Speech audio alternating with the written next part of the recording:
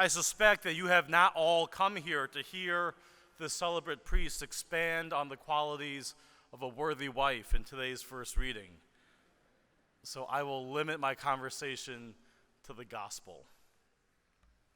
And let me suggest this. Let me begin with what I would suggest to be a small defense of the servant in today's gospel. It's easy for us to look at the lazy and wicked servant in hindsight and to easily cast him as foolish and unwise.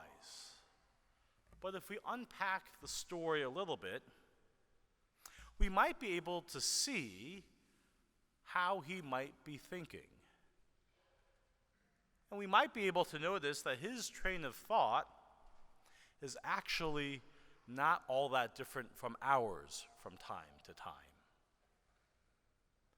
Because you see, with his one talent, he's afraid of losing it all. The guy who has 5 talents, if you make a bad deal or bad trade, you've got some backup in reserve and are able to try to make it right. If you lose the 1 talent and you have 2, there's 1 more to trade with, and perhaps you can do better the second time around. There's some insurance.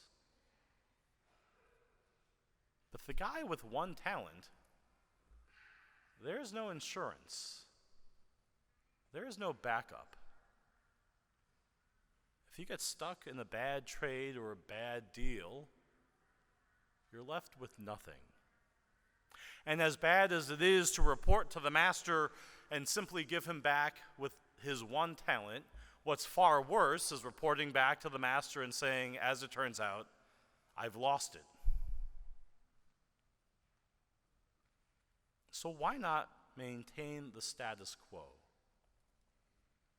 Dig a hole, bury it in the ground, keep it safe, don't risk it at all, and at least at the very end, you can give it back. If you don't make any risky choices, you can't possibly lose anything. It's that fear that drives the servant to do and act the way he does. But friends, let me suggest that fear is one that can often grip all of us. We can be afraid at times to use our gifts and talents in the service of the gospel because it's a little risky. It may well cost us something. It may well cost us our reputation among friends. It may well cost us our standing in the community. It may well cost us the esteem we're held in by others. Spending and trading with our talents, using them in the service of the gospel, we might lose it all.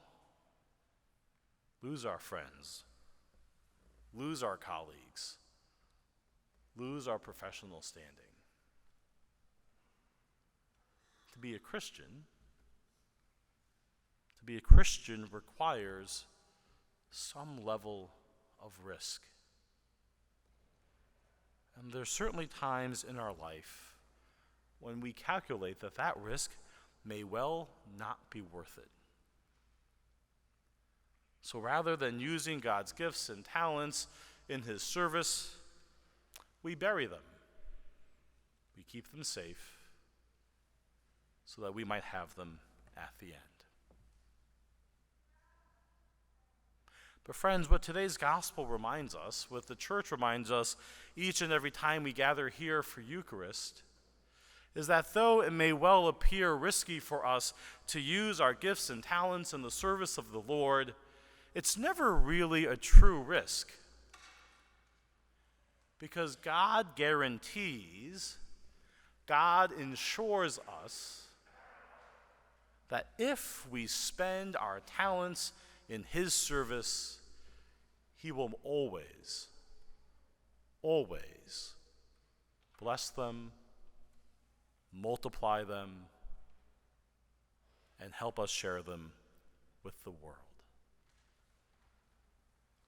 The trust that motivates us as Christians to go out into the world and stand as witnesses to the life of faith is the trust of the first two servants. That even though spending our talents in the service of the gospel may well cost us something, the reward is far greater. God's blessing comes back to us fivefold, tenfold, 100-fold. And it's our trust and confidence in that goodness that allows us to assuage our fear, to not bury our gifts and talents into the ground, but to use them as God calls us to stand as witnesses to the life of faith. Not ashamed of what we believe, not hiding who we trust in, but to proclaim those things with every ounce and fiber of our being. Yes, it's a leap of faith and a leap of courage, but that leap we're able to make because we trust in God's promise, because we know of the power of his resurrection, because we know that he invites us to the fullness of life. My friends, it's that very same trust that has led our catechumens and candidates for confirmation and full communion to walk into this church this day, seeking to be one in our faith community. Your journey to this spot may well not have been easy, and your decision to be a part of this faith community may well have cost you something. But you are here. You are beginning this journey with us because, like the rest of us, you seek to trust in the goodness of the Lord Jesus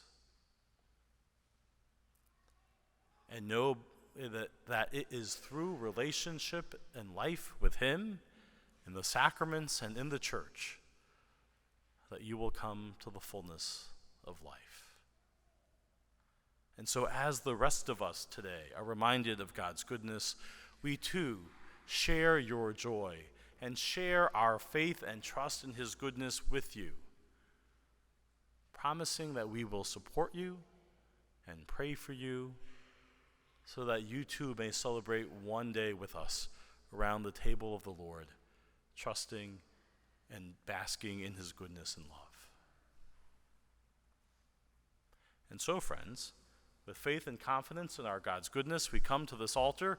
We receive his love and mercy in his body and blood, soul and divinity, and we are fortified, like these catechumens and like these candidates for full communion and confirmation, to use our gifts and talents in the world, in God's service, no matter the cost.